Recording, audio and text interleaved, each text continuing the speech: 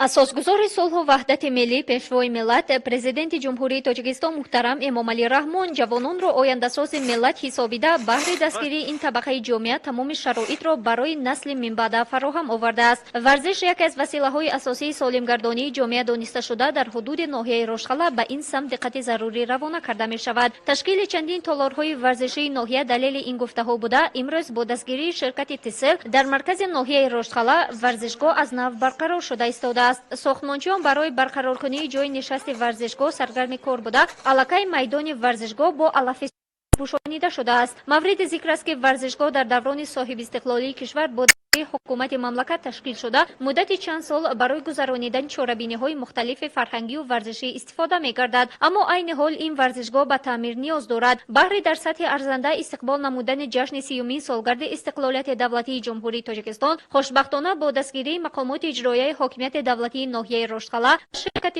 تسل آن از نو تعمیر گردیده است.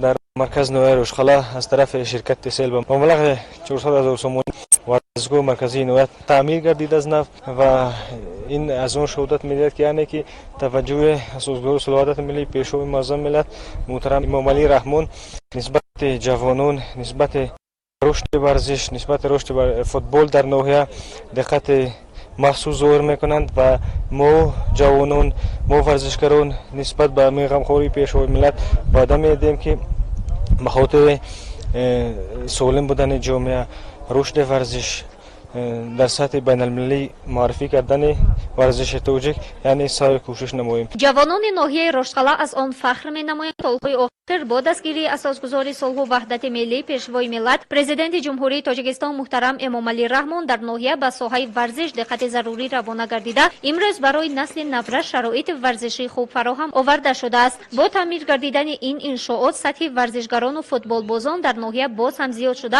با این وسیله سالمگردانی جامعه باز هم وسعت خواهد یافت.